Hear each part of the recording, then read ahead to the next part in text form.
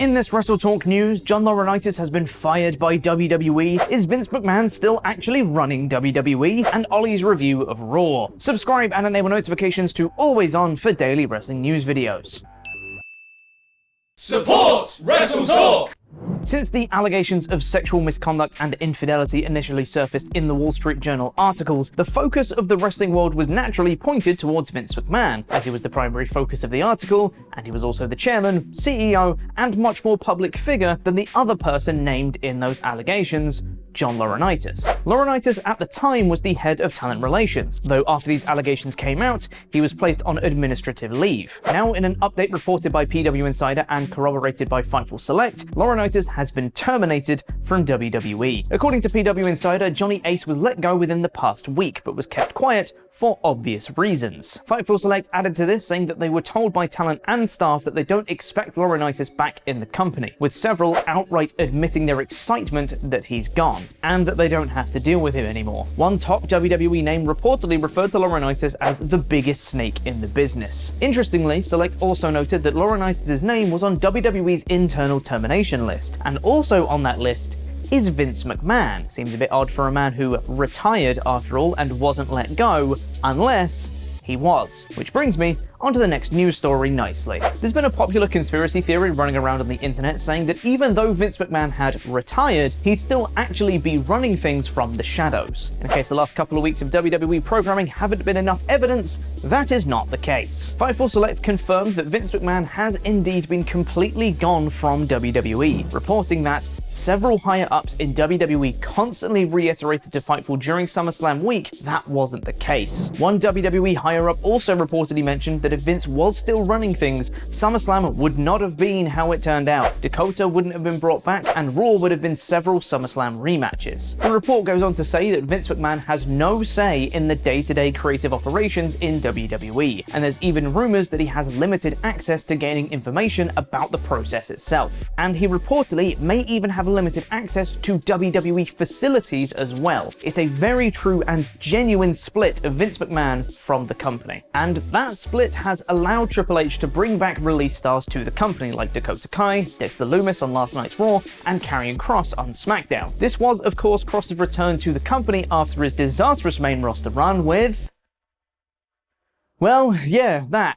This was after Triple H had pushed Kross to the moon and back in NXT, being one of the most dominant NXT champions of all time. According to Fightful Select, Triple H was originally dismayed at how Kross was portrayed on the main roster, which means you'd think Kross' return is an attempt to right that wrong. In the same report, it's also mentioned that Kross and Scarlett have been inserted as the number 2 heels on SmackDown behind Roman Reigns, which seems like a good start on that righting that wrong thing. And now, hot tag to Ollie. Before we get on with the rest of the episode, I'd just like to say a huge thank you to this video's sponsor, Bloodline Heroes of Lithas, where new legends will be born, which you can download for free now on Android and iOS using our link below. Not to be confused with the Roman Reigns faction, Bloodline is a card-based fantasy RPG with 3D realistic graphics, where you don't just collect champions and build kingdoms, which is actually a bit like what Reigns has done. You also create legendary heirs of your houses by combining the various bloodlines of orcs, demons, and dragonborn,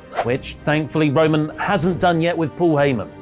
Choose your own path by raising your heirs, customize them by marrying different bloodlines, all while building your own kingdom and economy. Start things off with Karg of the Dragonborn, a champion you get for free by logging into the game, and set him up with a date real quick, as the more your champions bond with their companions, the more powerful their offspring will be. It's like Love Island, but with werewolves. So forge your own bloodline now by downloading the game using my link in the video description below, or the fancy QR code on screen now, and make sure to use our promo code BLDHOL1 to start the game with 1 champion token, 100,000 gold, and 100 diamonds. Please do at least click the link to check out Bloodline, as it really helps support the channel.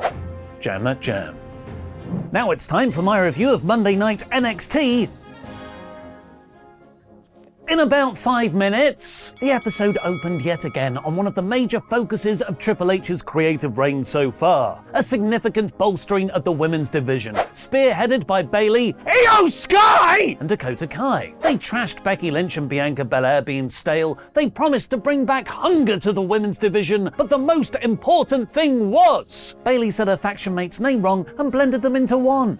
Dakota Sky, title of your mum's favourite basic country album. Maybe we do need to bring back scripted promos. Belair, Asuka, and Alexa Bliss came down to challenge them for a 6-person tag, which Bayley accepted for Clash at the Castle before they had a big pull-apart brawl. Adam Pearce earned his WWE official paycheck tonight. It's still great to hear wrestlers cut looser promos, but this was a long opening segment that felt a bit copy and paste. After Seth Rollins beat Montez Ford last week, he beat Angelo Dawkins here. Dawkins was very impressive, and the match was very exciting near the end, particularly as he kept dodging stomp attempts before he was pinned with a pedigree. Just in case you were in any doubts over who was booking this show, it was a smart way to give Seth strong wins while Riddle was out actually doing some injury selling, which also furthers Montez Ford's potential heel turn, as he was ejected for being a hothead here. In what was my favourite part of the show until I realised what happened after the main event, Ezekiel didn't even get an entrance for his match. You're done, Ezekiel, it's over! Where Kevin Owens just walked down, squashed him, and hit a pop-up powerbomb on the apron. Take note, wrestling bookers. This is how you write yourself out of an angle you got trapped in. Just kill a dude and reset his opponent to the best version of his character. It looks like we're finally going to get prize fighter Owens back on the main roster. Finn Balor beat Rey Mysterio next in a great TV match that built over several commercial breaks. It helped having multiple layers of intrigue on the outside. Priest's looming presence, Dominic throwing a tantrum and leaving Rey by himself, Edge having to run down to even the odds. Rhea Ripley, though, continued to be the most dangerous person in this feud, where she dragged out Dominic's lifeless, blooded body after their latest S&M session together, which was enough of a distraction to help Balor get the win. Seriously, at this point, I'm going to have to start renaming Dom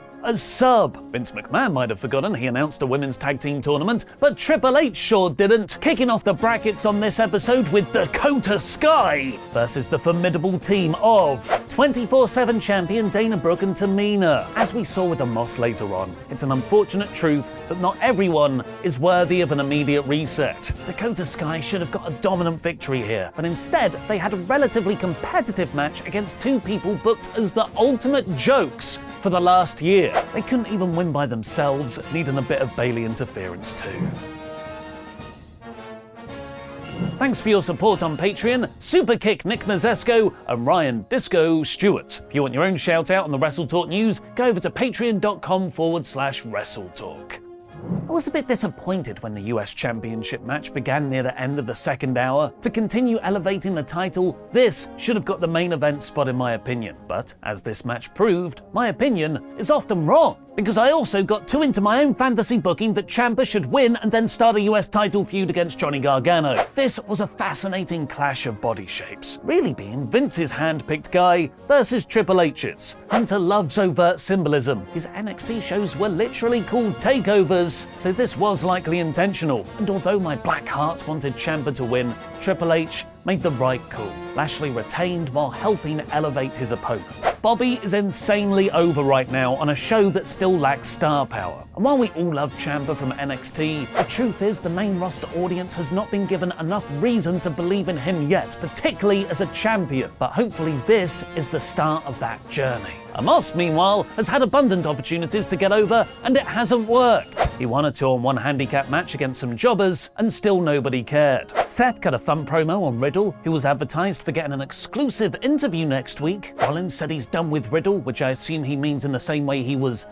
done with Cody Rhodes, and then had a neat line about Riddle only being good at flushing his potential down the toilet. Just ask Dana White. Being a hometown boy in front of the Cleveland crowd wasn't enough to make them care about Dolph Ziggler versus Chad Gable. Their in-ring wrestling was very good, but on an episode where every match felt like it meant something, this came off hollow. The hometown boy did win for a change, not that it really got a reaction, and the main event saw The Miz take on AJ Styles in a no DQ match, after they had both brawled earlier during Ciampa versus Lashley. This, again, was a bit of a nothing affair. AJ and Miz never took full advantage of the no DQ stipulation to get the crowd into it. I love a kendo stick as much as the next guy, but that's the first weapon you use before you quickly transition to a trash can or stop sign. Ciampa interfered, but AJ pushed him through a table outside and still got the win with the Styles Clash. If I'm being brutally honest, it was a bit of a boring end to a bit of a boring show. Not exactly what you want to be feeling in just Triple H's second episode in charge. But then something happened that I can't remember ever experiencing before. This show's aftertaste was infinitely better than the actual watch-through because of backstage news that came out afterwards, but not in a Banks and Naomi walkout kind of way, in a totally intentional, worked shoot kind of way. All throughout the night, in various backstage segments, seeds were being sown. There was a crashed car in the parking lot behind KO during his interview. While Bliss and Asuka cut their backstage promo, a bunch of police ran past them. There were tiny spots that I almost forgot about. Then, right at the end of the show, someone was briefly seen being dragged away in the crowd. AJ looked at them, but never explicitly addressed it. It felt like yet another fan trying to run in, but it wasn't.